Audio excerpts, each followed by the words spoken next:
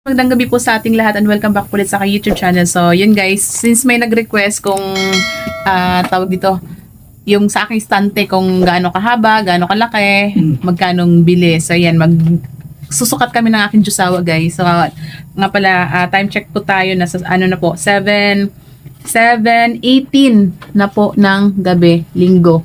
So, yun, kanina ay nag-ambon-ambon, kaya yung aming lona ay andyan pa din. So, ayan. So, mag-start tayo, guys, ng ating sukat.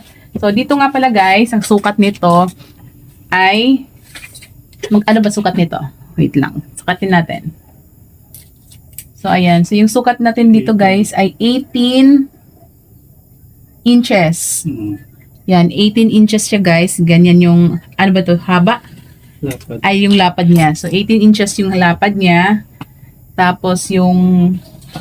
taas naman, yung doon, pababa hanggang dito sa taas, nasa, ano ba to, 4.5.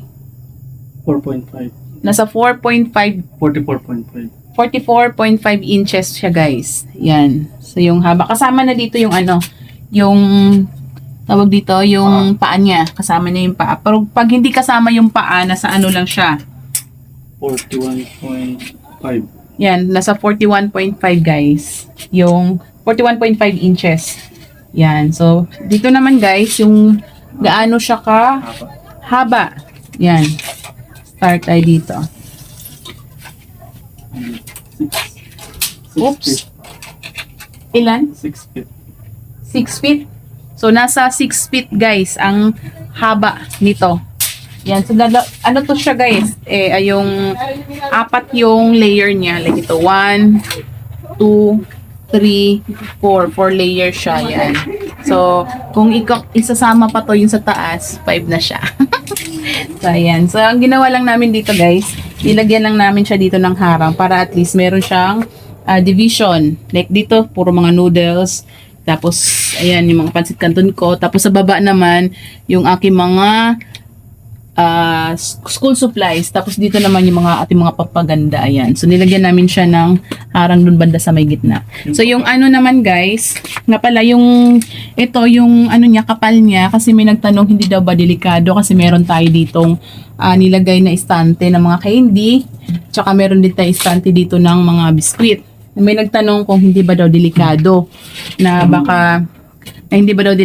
baka yung mabasag yung glass niya. So, hindi naman guys. Actually, matagal na to. 2 years na. 2 years na yung aming istante. Kasi simula nung nagbukas kami, nagpagawa talaga kami ng aming istante. Kasi mas maganda tingnan pag meron tayong istante sa harap. So, pangarap ko kasi to.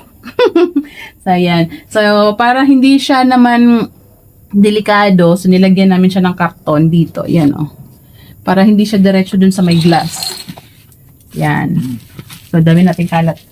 So, ayan. So, yan o. Yan guys o. Nilagyan namin siya ng karton hanggang doon sa may dulo. Like dito. Hanggang dito. Meron siyang karton. Ayan. So, di ba meron siya ditong parang ganito. Yan. Parang patungan. So, dyan siya nakapatong yung isang dito. Tapos, doon naman sa dulo nitong estante na to. Ayan. Nakasagad siya doon sa may ganito yung sa may block para safe naman siya. Tapos mayroon siyang karton. Same din dito guys sa aming lagayan ng mga biskwit. Mayroon din siyang karton na nilagay sa ilalim. So ayan. So nga pala Saka nakadulo siya dito yung sa pinaka-frame. doon sa frame nakaano. Yun na nga yung sinasabi ko. Support. Support siya. Ay, So yung dito naman guys, yung kapal naman ng glass, makapal talaga to guys. 5 cm. Kasing kapal. Joke lang. Ayan, makapal siya. 5 cm. 5 centimeters. So ayun, ganyan kakapal guys. Oh. Kuya, ano natin sa kamay ko, ganyan. Oh. Yan, makikita nyo. Ganyan. Ganyan siya kakapal. So, ano siya, matibay siya guys. Nung dinala to sa amin, talagang ang nagtulungan nito, 6 na tao. Hirap na hirap pa. Lalo na pag nung pinasok na dito sa aming tindahan kasi nga masikip yung pinto. Talagang hirap na hirap silang magpasok. Sobrang bigat. Tsaka syempre, matibay nga siya. Yun nga. So, tapos, ano, nga pala, nung pinagawa namin to, hindi namin na-anticipate yung height ko. Hindi naman ako matangkad. Kaya yung dito namin, so ayan, yung sa bintana namin, ang ginawa namin kasi mahaba, mataas, 4 feet yan mataas pa dati. to guys eh. 4 feet dati. 4 feet yung ano, di ba, yung Taas dati. 4 feet yung taas niya. Kasi dito, pinutulan na lang namin yung paa niya ng mga nasa 2 inches.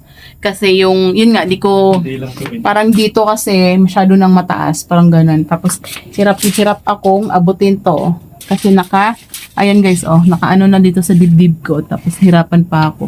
Kaya ginagawa ko, minsan tumitingkayad talaga ako. Ganyan, tinitingkayad ko. Saka ko siya natatanggal yung ano dito, yung lock niya. Yan. So, concrete nails lang naman to. Yung lock namin.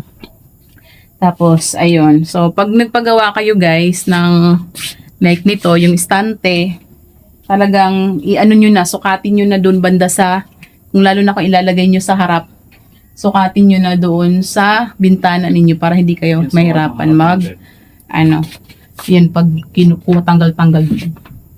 So, ayan. Gusto ko pa nga sana guys, talagang mas mababa pa. Kaya lang, ayun, dito lang, 2 inches lang ang inano nila, yung iniwan. Yun nga pala guys, ito, since ito ay 6 feet, yung haba niya, yan, ito namang aming sa harap ay nasa 9.8 feet. So, hindi namin siya sinagad guys, itong gaano kahaba nitong aming estante kasi nilagyan kasi namin siya ng pinto dito para sa mga pasukan like yung sa bigas, sa mga ice cream. So, dyan siya dumadaan. Like yung may bibili naman sa akin mga sako-sakong bigas, dyan din namin dinadaan. So, minsan naman pag dito din kami lumalabas-labas. Ayan.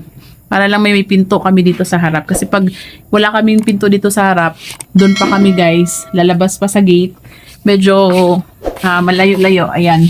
Ayan pa yung gate namin. So, medyo lalabas ka pa minsan 'di ba pag naiiwan mo yung bintana nakabukas tapos may customer, syempre wala tayong CCTV camera.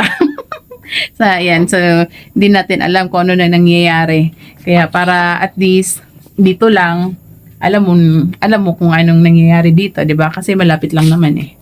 So ayan. So, ano pa ba ang aking share? So, hindi naman guys, hindi naman siya delikado pag nilalagyan. Kasi, yung iba nga, nakikita ko meron pa talaga mga pinapatong-patong pa. Aside dito guys ha, meron din tayong mga coins dito nung talaga, ang dami kong coins. Ngayon, nagkakaubusan ng coins, grabe. So, yung mga dami kong coins, ang bigat-bigat ng coins ko guys. Nakalagay lang siya dyan. Tapos, ito pa ang nagayin ko ng pera, magulo. Tapos, dito naman guys, meron din tayong mga Max Glow. Tatlong Max Glow dyan nilalagay ko. Tsaka yun pinapatungan ko pa yan ng mga candy. Yan. So, hindi naman siya delikado. Yan.